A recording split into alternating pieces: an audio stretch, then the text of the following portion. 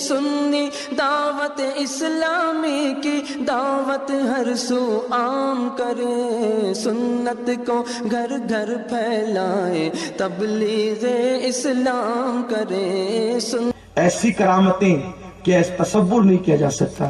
ایک مرتبہ آپ ایک بستی میں گئے، دیکھا کہ ہوٹل ہے، ہوٹل پر ابلے ہوئے انڈے بک رہے ہیں، ہوٹل پر ابلے ہوئے انڈے بک رہے ہیں۔ غوث پاک بیٹھے اور بیٹھنے کے بعد سوچا کہ اگر یہ انڈے ابلے ہوئے نہیں ہوتے تو اس سے چوزے کتنے خوبصورت نکلتے ہیں، جب انڈے اتنے خوبصورت ہیں تو چوزے کتنے خوبصورت نکلیں گے۔ مرغی کے بچے، چوزا اس کو کہتے ہیں، کتنا خوبصورت ہے۔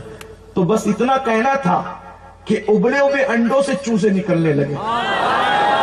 یہ غوث العظم دستگیر کی شان ہے، میرے غوث کا مقام ہے۔ اور ایک مرتبہ آپ دریا پر گئے، دیکھا دریا کی سیر کر رہے ہیں، ایک بڑھیا جو ہے وہ مٹکی لے کر کے آئی اور اپنی ٹھلیاں رکھ کر کے دوپٹے سے آنسو پوچھنے لگی۔ یہ جو اللہ والے ہوتے ہیں نا، یہ سب کچھ دیکھ سکتے ہیں لیکن کسی کا غم نہیں دیکھ سکتے۔ تو غوث پاک نے خادم سے کہا، اس سے پوچھ وہ کیوں روتی ہے، رونا اس کا کیوں ہے؟ اسی لیے ولیوں کے یہاں جا کے رویا کرو، ان لوگوں کو رونا دیکھا نہیں جاتا، جتنا گڑ گڑاؤ گے نا روتے اتنی جلدی بگڑی بنے گی۔ حضور غوث العظم کے روزے پہ گیا، میں نے دیکھا وہاں لوگ سیلفی لے رہے، کہا یا اللہ یہ غوث الثقلین کا روزہ، جن انس کا بادشاہ۔ حیرت، مجھے تو تکلیف اس بات کی تھی کہ میں غوث پاک کے روزے میں جب گیا تو میری تسبیح نکالنے کی مجھے ہمت نہیں ہوئی کہ میں کس آقا کی بارگاہ میں حاضر ہوں، جیب میں ہاتھ ڈالوں اور تسبیح ان کے سامنے نکالوں۔ اللہ جانتا ہے میری یہ بھی ہمت نہیں ہوئی، اور میں جتنی دیر تک کھڑا رہا یہ میں جانتا ہوں۔ مجھے ایک عجیب سی گھبراہٹ سی ہو رہی تھی کہ یہ وہ بارگاہ ہے جہاں ولایت چھین لی جاتی ہے، یہ وہ بارگاہ ہے ذرا سی بے ادبی ہو تو کندھوں پر سور کے قدم آ جاتے ہیں، یہ وہ بارگاہ ہے جہاں سے نظر پھر جائے ایمان سلب ہو جاتا ہے۔ یہ کوئی معمولی بارگاہ تو نہیں ہے۔ آج بھی اگر کوئی ولی بغداد جائے اس پر لازم ہے وہ غوث پاک کی بارگاہ میں حاضری لگائے۔ تو حضرت غوث الثقلین نے اس بڑھیا سے کہا، اپنے خادم سے کہا، بڑھیا سے پوچھ وہ روتی کیوں ہے؟ تو جھنجھلایا ہوا انسان تو کچھ بھی جواب دیتا ہے۔ خادم گیا پوچھا کہ روتی کیوں ہے؟ کہا میرے رونے سے تیرا کیا تعلق ہے، میں روتی ہوں، تجھے بے چینی کیوں ہے؟ خادم واپس آئے، کہا کہ وہ بڑھیا تو ٹیڑھا سا جواب دیتی ہے، آپ خود آئے۔ میں مائی کیوں روتی ہے؟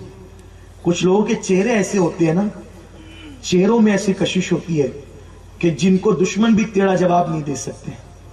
اللہ نے میرے غوث کو شان عطا کی تھی۔ آپ نے پوچھا مائی روتی کیوں ہے؟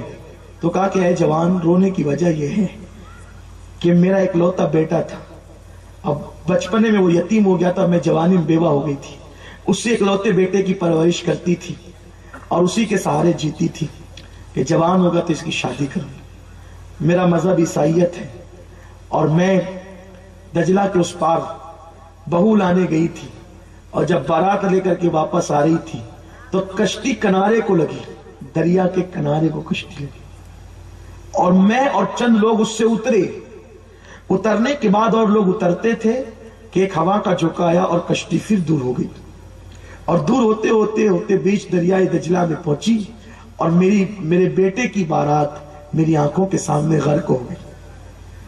آپ نے سنا ہے کہ غوث پاک نے تو بھی کشتی نکالی ہے، لیکن اس کی تفصیل یہ ہے کہ بڑھیا، دیکھو اللہ کی شان کیا ہے، وہ کشتی سے نیچے اتری ہے اور اس کی آنکھوں کے سامنے، سوچو ایک ماں کے دل پہ کیا گزری ہوگی کہ اس کے بیٹے کی بارات اس کے سامنے غرق ہو بھی ہے دریا میں۔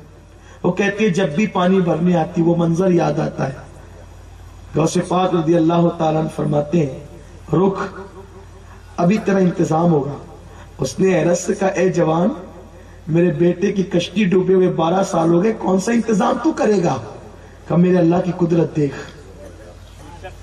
عیسیٰ کو خدا کا بیٹا ماننے والی، مریم کو خدا کی بیوی ماننے والی اور غلط عقیدے رکھنے والی ہم محمدی ہیں۔ ہمارا ایمان ہے کہ اللہ کا کوئی بیٹا نہیں، اللہ کی کوئی بیوی نہیں، لم یلد ولم یولد، جو پیدا ہوتا ہے وہ خدا نہیں ہو سکتا۔ عیسیٰ پیدا ہوئے، اللہ کی کوئی بیوی نہیں ہوتی، اور جو خدا ہوتا ہے اس کی کوئی بیوی نہیں ہوتی، اور جس کی بیوی ہوتی ہے وہ خدا نہیں ہوتا.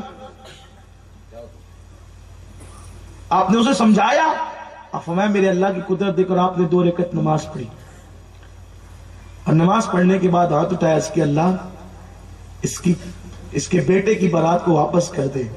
ندائے عبد القادر، اس کو 12 سال بیتے ہیں. اس کشتی کے سواروں کو جن مچھلیوں نے کھایا، ان مچھلیوں کو لوگوں نے کھایا، اور لوگ کھا کر کے اس کو ہضم کر دیے، وہ فضلات بن گئے. فضلات کو زمین کے جانوروں نے کھایا، اور زمین کے جانوروں نے جو فضلات کھایا وہ مٹی میں مل گئے. کہاں کی خاک کہاں پہنچی؟ جن کو انسانوں کو مچھلیوں نے کھایا، مچھلیوں کو انسانوں نے کھایا، انسان کھا کر کے جو فضلات خارج کیے ان کو کیڑوں نے کھایا، اور کیڑے کو مٹی نے کھا لیا. کہاں گئے انسان؟ سرکار غوث پاک نے کہا مجھے محبوب جو بنایا ہے، مجھے محبوب جو بنایا ہے، میں نے دعویٰ کیا اس کے سامنے میرے اللہ کی شان دیکھ، مجھے رسوا نہ کرنا. ارشاد ہوا عبد القادر یہ کیسے ہو سکتا ہے کہ وہ کہاں سے کہاں پہنچے اور تو کہتا ہے واپس کر دے.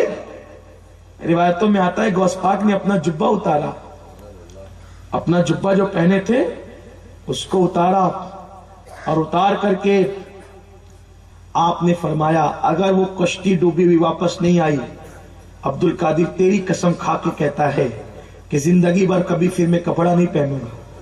اوپر کا جبہ فرمایا میں نہیں پہنوں گا. اللہ اکبر. ارشاد ہوا عبد القادر پہن لے، تجھے میری قسم ہے. اور اب دیکھ میری قدرت کا کرشمہ. آپ نے وہ جبہ ہاتھ میں لیا، پہنا نہیں، فرمایا جب تک وہ کشتی واپس نہیں ہوگی میں کپڑے نہیں پہنوں گا. اور آپ نے ہاتھ میں جبہ لیا، اور اس کے بعد بڑھیا سے کہا دیکھ میرے اللہ کی قدرت کو. اور اس نے دیکھا کہ جہاں وہ کشتی ڈوبی تھی، جہاں وہ کشتی ڈوبی تھی وہیں سے وہ کشتی نکلی اور کنارے کو آئی، اور جیسے گاتی بجاتی وہ کشتی ڈوبی تھی اسی شان کے ساتھ وہ کنارے کو لگی. اور جب وہ نیچے کو اترا تو بڑھیا نے اپنا بیٹا دیکھا، اور یہ منظر دیکھ کر کے تنہا اس مقام پر 500 سے زائد لوگوں نے اسلام قبول کیا.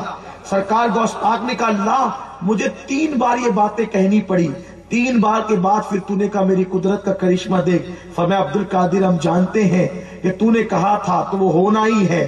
تو دراصل 3 بار اس لیے بات دہرائی گئی، جب تو نے پہلی بار کہا تو جو زمین کے اندر وہ کیڑے مل چکے تھے ہم نے اس کیڑوں سے ان کو نکالا. زمین سے کیڑے جو مل چکے تھے پہلی بار جب نہ کہا تو اس وقت اس کو نکالا.